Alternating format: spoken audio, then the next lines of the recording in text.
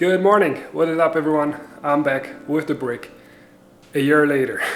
The last video which I posted was from April 2025. Now it's March 2026 already, and we got the brick which is getting disassembled already again. But before I take everything out again, I want to show you what has been changed to it, because I didn't film anything from converting it to the rear radiator.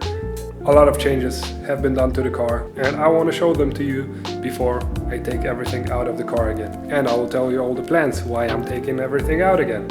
So let's start with the engine bay. We have the Cara Turbo T6 2.8 liter custom intake manifold, custom exhaust manifold, aftermarket intercooler, oil cooler, and you can see that there is no radiator in here because it is in the back. As well, we have switched to PTFE AN lines. We just welded some AN fittings to the stock fuel rail.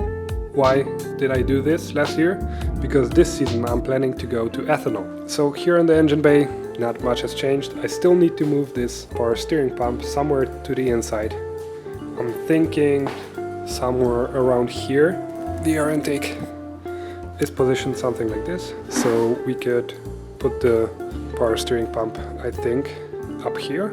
There is no space out there because we have the water line with the other water line, we have the belt alternator, but here is, I think, the only space which is within the frame rails. Why do I want to change it? Because if I get hit here, the power steering pump can be damaged. And here, as I said in the last video, we have the battery moved from behind the driver's seat behind the passenger seat, because we had way more weight on the left front, so we tried to move everything to this side. So when I sit in the driver's seat on my own without a passenger, then it's better distributed. We also have a fuel safe tank now, which I'm going to show you from the other side. The fire suppression system is in the same spot as before. We now have a custom firewall. We have this fuel safe fuel tank, FIA rated, because some leagues require a FIA rated fuel tank. We have to change the hose because it's too low there and too sloppy, and sometimes when filling up, some fuel was left inside, and then when I was driving out on track, some fuel dripped out of the hose on the outside and I was stopped because I had a fuel leak. I'm thinking to put the filler neck right here, get this stock window out and put a polycarbonate one here and made the filler up here. I don't know if this window is allowed in some leagues, but this is what it looks like, and we've made it like this so we can monitor and make sure nothing leaks. So that has been also helpful. But now let's go to the back, where we have the air duct, which in my opinion looks really good. We have the polycarbonate window made so it's kind of looks like a stock window, and we have a fuel cooler. We have our team logo inside so I don't lose it from the rear window, and we have the radiator down there.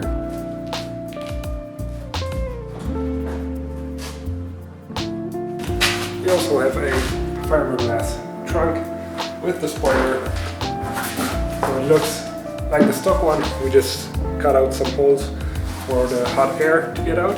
In here we have the radiator with a shroud and two huge fans. Ever since going to the rear radiator with the NRF fans and NRF electric water pump, I have not had any issues with water temps anymore. So honestly, doing this conversion was the best decision of building the car. In spite of the T6 engine, this was the best thing that just got rid of any issues and worries of mine. It just started working, and yeah, I'm so happy we have this.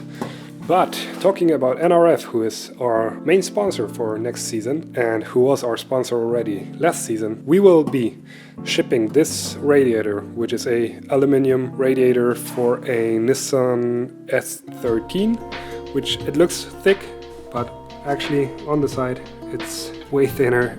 So even though I didn't have any issues with overheating, I talked to NRF and we want to make a completely custom radiator, which will be more efficient. They want to make it so I don't have to redo anything up here. So I will ship them this one. They will make their own custom one and send me back the new one. Here we have the aftermarket Panhard mount from SCC from Sweden, which works great. It's very rigid and solid, and we utilized it as well to route the water lines through it. Malina made some mounts to it, so it's all nice and solid. And yeah, the fuel lines, water lines, everything is running through this, as well as the water pump is mounted to it. We have the cooling system ran by NRF. So yeah, now it's time to drain the fluid, get the radiator out, and get the intercooler out. So with the intercooler, it's the same as with the radiator. I've talked to NRF, they want to make me a custom one, and I will send them this one as well, so I don't have to redo anything, so we can use the same pipes, everything that we have here already. We have a little surprise here on the front subframe. So as you can see, it is cracked under the engine. To take out the subframe, I would have to either hang the motor or just pull it out.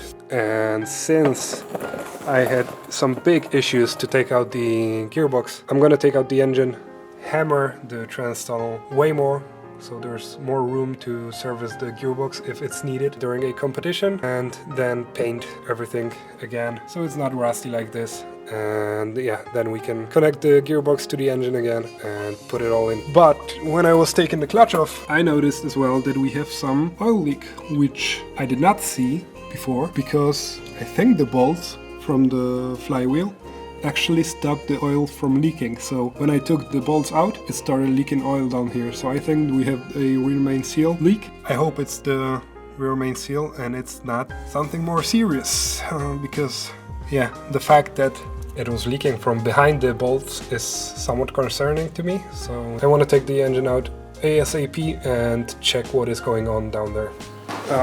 I'm sorry, I already started working on the car and basically disassembled the whole front end without turning the camera on. So it took me like 5 minutes to take this whole front end apart.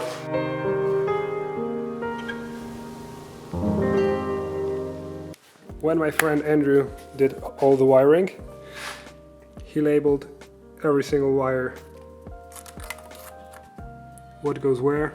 Everything is labeled and there's no stress when putting it back together. I love how well designed this whole car is. This whole piece comes off, quick connectors on the fans for bolts.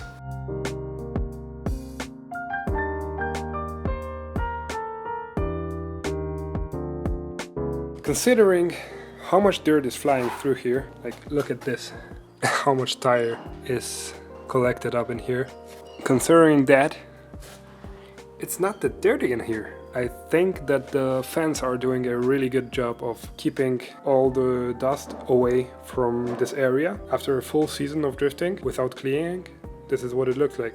Alright, so the engine is ready to come out. Only the engine mounts are holding it now. All the wiring, all the hoses are disconnected, so I think we are ready to pull it out.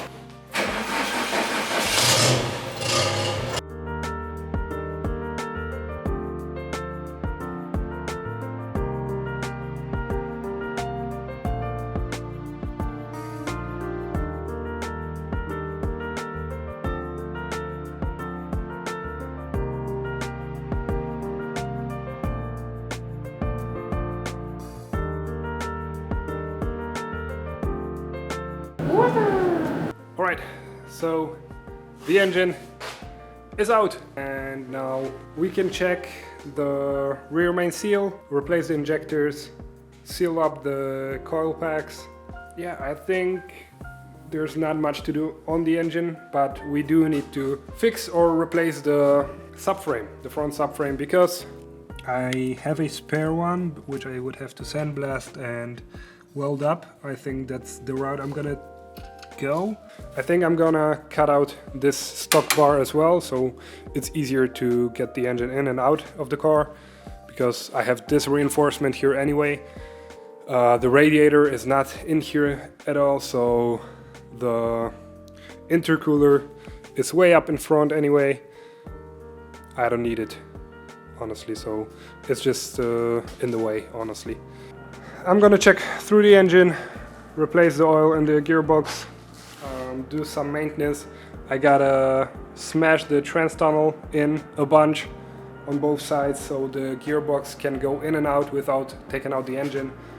And then we'll just put the refreshed clutch on the gearbox with fresh oil, and we can start putting stuff together again.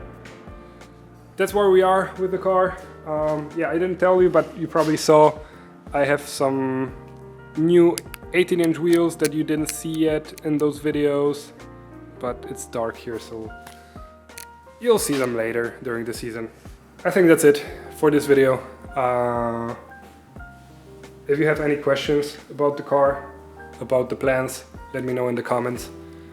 I'll try to, again, be more consistent this time and post more and show you all the updates and what are my plans with the car and my season. So hope you enjoyed this video. See you next time. Bye.